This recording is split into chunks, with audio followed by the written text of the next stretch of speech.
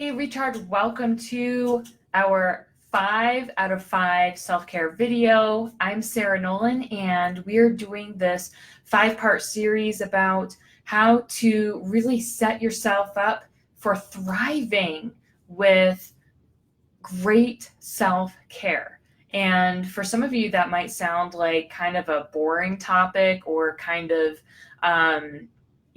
something that's like, it's not super sexy, right? It's not like how to make more money. It's not how to lose weight. This is how to take care of you, because you are the most important thing in your universe. And that is the least selfish way to look at your self-care, right? That's the least selfish way that you can, look at your life, really. Because if you are not thriving, then look at all the things in your life that impacts. So this series is really all about how to set yourself up for thriving. So just let me know if you can see me and hear me okay. The volume's good and everything.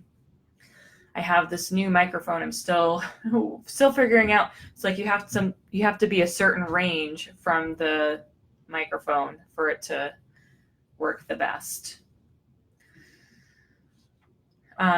So hey Tammy. So yesterday we talked about releasing resistance, and most people in the recharge community were talking about how resistance was like the top thing that kept them from practicing their thriving activities was resistance. And I was talking about how, it's normal to have resistance pop up when you're about to level up. And what most people do is they give in to that resistance and they fall back into old patterns.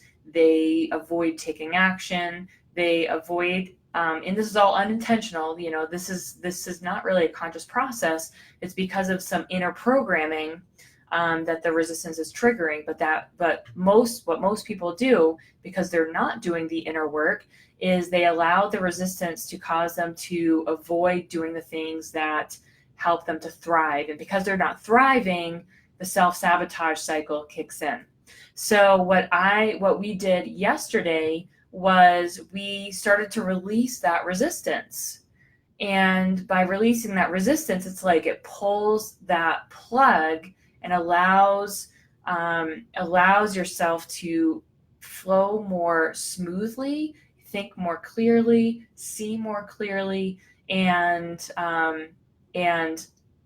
take action without the barriers, without anything in the way. So now that we have really set our foundation for really thriving, we're going to talk today about setting boundaries to make sure that foundation stays solid. It's all good to have the information and say, oh my gosh, there's something more to this. There's a deeper reason that I haven't been doing the things that make me feel the best and that make me, the healthiest and most successful. There are deeper reasons for that. And then we started to clear those out. That it doesn't stop there. Okay, we need to really set up some good boundaries. It's like when you're building a house, you've got your foundation, but you need to have, borders around that foundation to hold everything up.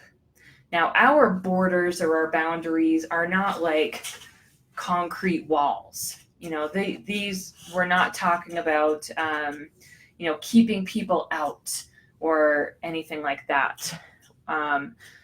What we're talking about is just setting up some rules and some standards that hold everything into place. Okay. So I'd love to hear from you guys, whether you're watching live or the replay. What are some boundaries that that if you set these boundaries, if you created these rules and standards in your life, that it would be a lot easier for you to do the things that you know make you feel the best.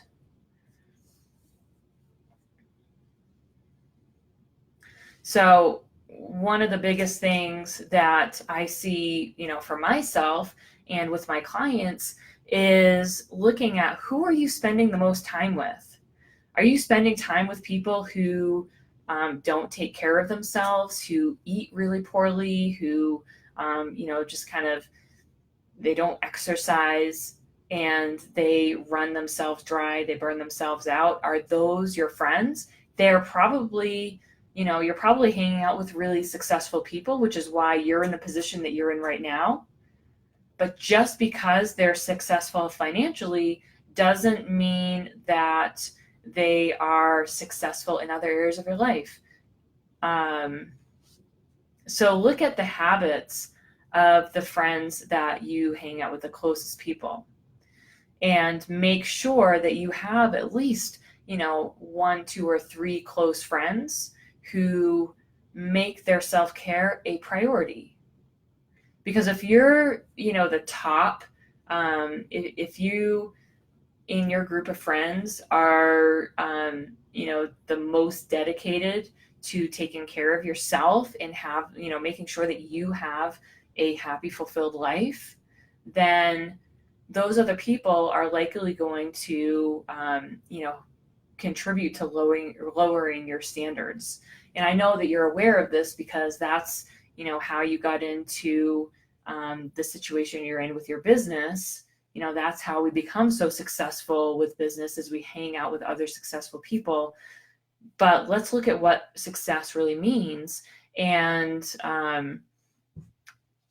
there's so much more to it. So let's look at, the people that we're hanging out with and, just choose to spend more time with the kind of people who you really either strive to be like them, or you just really appreciate, what they're doing, and you can take notes and be inspired by it. Hey, Dana. Welcome to our video this evening. So the second thing is looking at which activities. All right, let me just back up for a second, because we're talking about setting boundaries. All right, and we just talked about who you spend the most time with. Now, the way you set a boundary with that is you step away from codependency, and you lock in your standards. And that might mean saying no to certain people who you just really aren't resonating with anymore. You have this new awareness about where you really want your life to head. And you may have the habit of hanging out with certain people that, they're just on a different track, and you don't feel uplifted when you're with them. So setting those boundaries with your group of friends is, saying no sometimes and making the effort to reach out to different people. All right, so the next one is, which activities can you trade?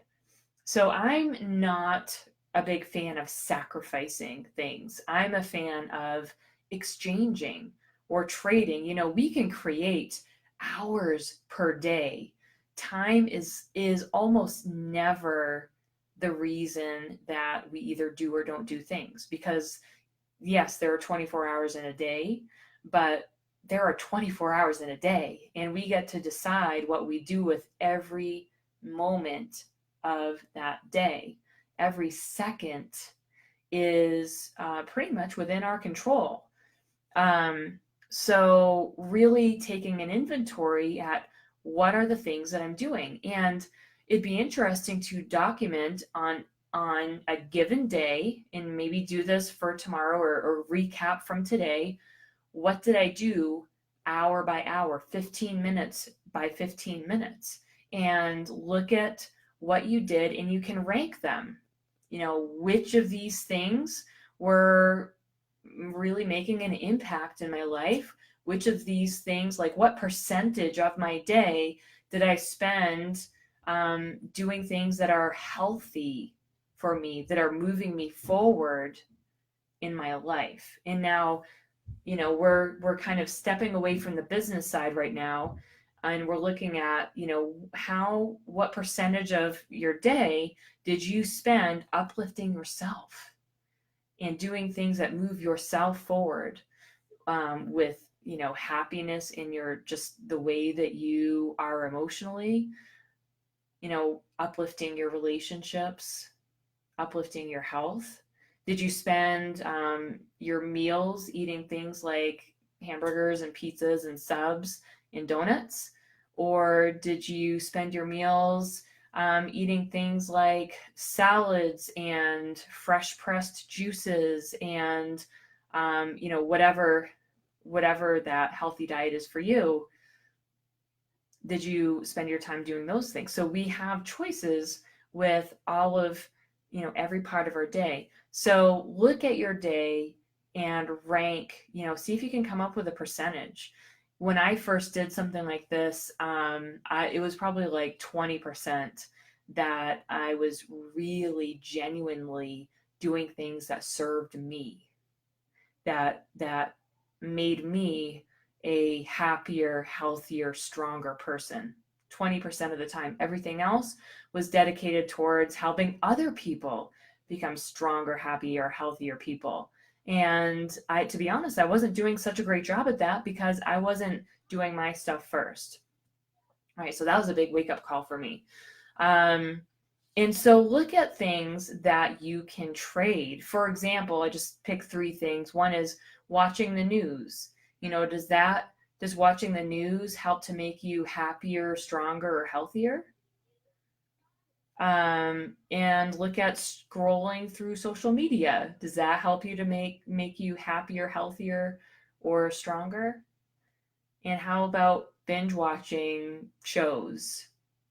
And look at the other activities that you're doing and ask yourself, is this contributing to my happiness? Is this contributing to my health, my well-being? And see what you can exchange. I mean, what would happen if you just like pulled the plug on your cable and you just didn't have cable anymore? And so, how many hours per week or per day would that free up for you? And then scrolling through social media, that's kind of a harder one because we tend to do that, not necessarily in an isolated time, but kind of like just throughout the day. So maybe there's a boundary that you can set on social media, like maybe deleting the apps on your phone. Geez, how much time would that free up for you if you deleted the apps on your phone? And what would you be doing if you weren't scrolling on social media? I remember I was telling my inner circle about this the other day. I had super busy day, just back to back phone calls and meetings and homeschooling and events all day long. And I had this like 15-minute window where, I could have just like slumped on the couch and, watched what my friends were up to on Facebook or whatever. That time can be sucked by really fast. But instead, I went outside, I laid on the ground and looked up at the sky and just breathed in the fresh air, relaxed my body, soaked up the sun, and I did that for 15 minutes. And look at the difference. Like, say you're just like slumped down on the couch, mindlessly surfing the internet for 15 minutes compared to doing some kind of like a meditation or something for 15 minutes. What's the difference? And how, that's going to change the quality of your day. It's going to change the way you interact with your family. It's going to change the way that you choose your next meal. It's going to change the rest of your week because of the decisions that you make as a result of the way you spent those 15 minutes. So what can you exchange for some habits that will make a greater contribution to your overall well-being? And the final thing is scheduling. Okay, so you're setting boundaries with your with your habits, right? And you're setting boundaries with your people. And now we're going to set our boundaries with our schedule. What I tell my clients with making sure that they get their self-care practices in, and we have this one particular practice that I teach that it's just like 20 minutes a day, and it completely transforms you from the inside out. And you're doing this on a daily basis, so you're in a constant state of growth, like rapid growth, to become really whatever it is that you're wanting to become, so you can press like decades into weeks through this process. And so it's 20 minutes a day. And some people have a really hard time sticking with the 20 minutes per day. So what I tell my clients is, when you're scheduling, put in the self-care first. Put in we call them energetic adjustments first. Put that on the calendar. When do you want to do it? When you first wake up, before you go to bed, after lunch. Think about a time, anchor it to something that you're already doing, that's already habit.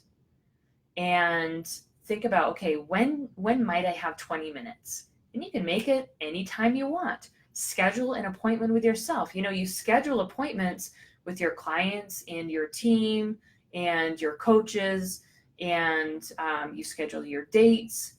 Schedule this time for yourself. You are your first client. You should always be your first client.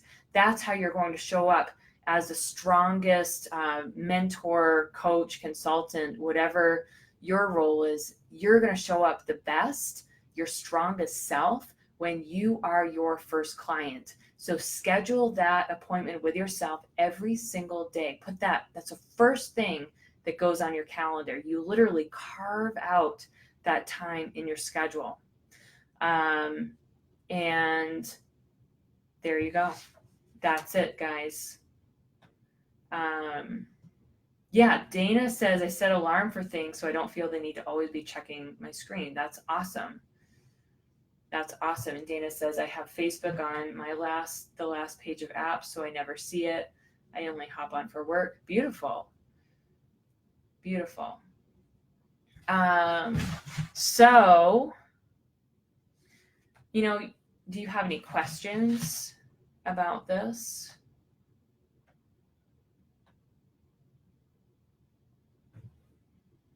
There's a little bit of a lag here, so I may not see it right away. So you guys, if you have been really resisting your self-care, and I set you up for success with this whole series, but if that even feels a little bit overwhelming, or it's just not enough for you right now, you've got so much on your plate that it feels overwhelming to figure it out for yourself, but you really need to get back to a place of thriving. I hear about a lot of people, getting sick, migraines, chronic back pain. All these things come from autoimmune disorders, fibromyalgia. All of these things are related to stress. And if you're experiencing chronic stress, you may not feel that stress. It may, the symptoms may manifest in other forms, like, say, chronic pain, or like the classic thing is like you get someplace on your body that twitches, or like your back cracks a lot, or you get knots in your shoulders. You may not feel the stress, but the stress may be showing up in your body as pain. So if you are in that position where it's like you really need to do something about it, then let me know, and I can set aside a few minutes to chat with you about it, and we can start to come up with a plan. So thank you so much for joining me in the series. If you haven't watched all the videos, I highly recommend you go back to video 1 and you watch all of them in order, and you'll really come up with some amazing realizations and awareness and a plan. So I'm going to put that link down below here for you to schedule some time to chat about this stuff. And looking forward to talking with some of you. And have a wonderful night. Have a great weekend.